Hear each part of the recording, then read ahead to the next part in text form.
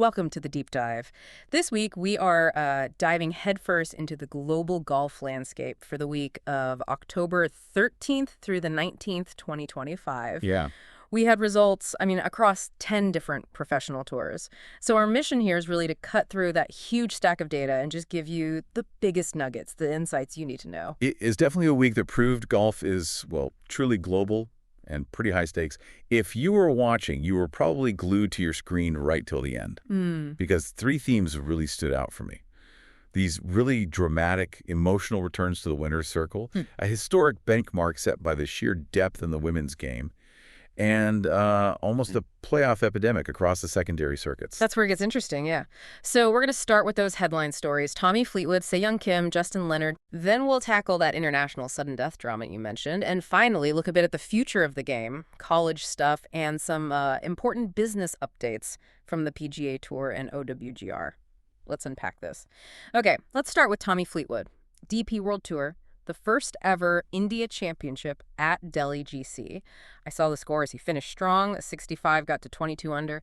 That's pretty solid golf. It is. But if you were following online, the score wasn't really the main headline, was it? No, absolutely not. I mean, the score, sure, it cemented the win, gave him huge momentum for the race to Dubai. But what's fascinating is how the press, the global press, immediately keyed in on the emotional impact. Right. The defining image, really, wasn't some perfect swing. Yeah. It was Fleetwood celebrating right there on the green, totally spontaneous, with his young son, Frankie. Yeah. That human element, that's what stuck. It's that personal touch that makes it memorable, yeah.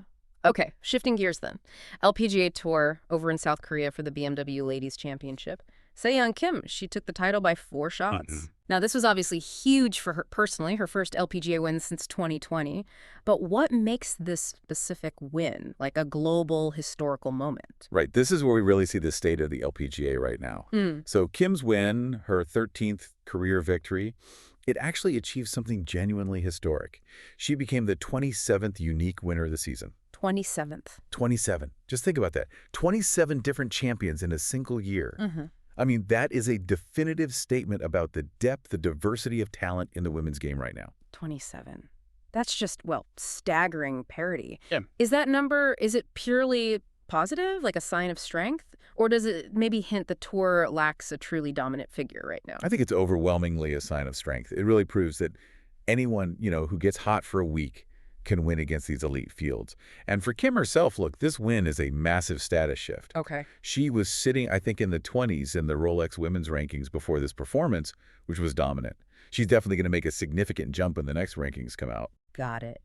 Now let's talk PGA Tour champions, maybe the most dramatic finish of the whole week. Justin Leonard getting his second win of 2025 at the Dominion Energy Charity Classic in Richmond. Yeah, he closed that at 12 under par. But the drama was, it was literally baked into the 72nd hole. He needed something pretty spectacular to beat Ernie Els. And he delivered. Oh, he delivered. He didn't just win, he finished with an eagle on the final hole to win by 1 shot. I actually caught that finish live, and that closing stretch birdie par eagle, it just felt huge. It absolutely was. It was immediately being called, the season's defining moment. That's how the senior circuit delivers. Leonard didn't just scrape by. He won it with aggressive, brilliant execution right when it mattered most. That's how the veterans do it. But if you want pure, relentless competition, you got to look internationally. We saw what I'm calling this playoff epidemic sweep across, 3 different tours this week? It's true, yeah. 3 major international tours, Challenge Tour, Japan Golf Tour, PGA Tour of Australasia, all ended in sudden death. It tells you everything about how tight things are at the top. On the Challenge Tour, Europe's second tier, Sebastian Garcia Rodriguez, he needed extra holes to win the Hangzhou Open. That's a critical surge for him, heading towards the grand final qualification. And those high-stakes national opens were just as intense, right? Absolutely. Over on the Japan Golf Tour, the JGTO, the Japan Open Golf Championship, that's a huge event, massive purse, $210 million. Wow. And that really prestigious national title, it was decided in a playoff. Nayuki Kataoka beat Satoshi Hara. Ryo Ishikawa was just one back, actually. When that kind of money and, history's on the line, guys bring their absolute best right down to the wire. Okay, let's talk about a really cool historic first on the Asian tour. They were at the SJM Macau Open, big $1 million purse event. Dominic Foos took the title. What's the story there? Well, this is a milestone that really puts the tour's longevity into perspective. Foos.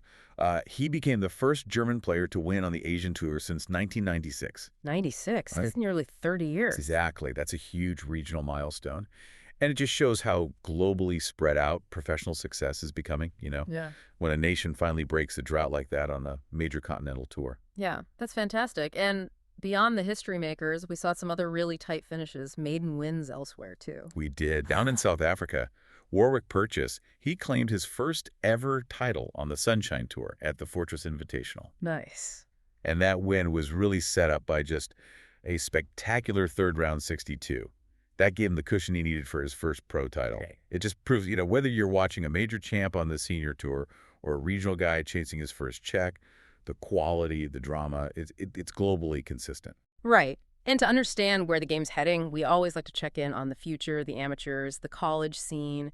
We saw some incredible golf at the St. Andrews Links Collegiate match play on, the most famous course in the world. Yeah, what better place to test yourself than the old course? Princeton won the men's team title, and California, Cal, won the women's.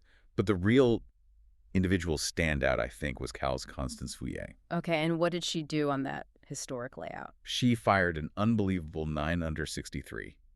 That ties the women's course record on the old course. Wow, on the old. On the old course. That's elite, world-class stuff on probably the most famous piece of golfing land there is. That's the kind of talent you'll likely see making headlines on the LPGA pretty soon. Definitely one to watch. Okay, let's turn to the global rankings and governing bodies. Men's side, Scottie Scheffler, no surprise really, remained totally static at world #1 through this week, according to the OWGR. Right. And if you connect that stability, at the very, very top to the bigger picture, you have to look at Livy Golf. They didn't have an event this week. Their 25 season is on break right now. But the significant thing here is actually the silence.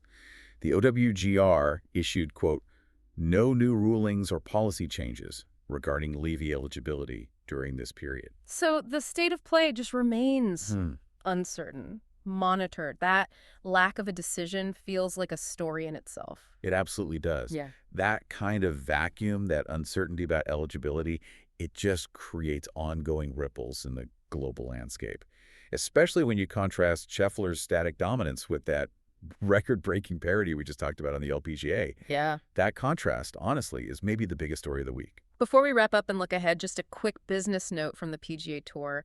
Their next domestic stop is getting a bit of a rebrand. Yeah, just a name tweak, really. The event in Utah, it's now the Bank of Utah Championship at Black Desert Resort. It was formerly just Black Desert. Okay. That's the next official stop, October 23rd to 26th.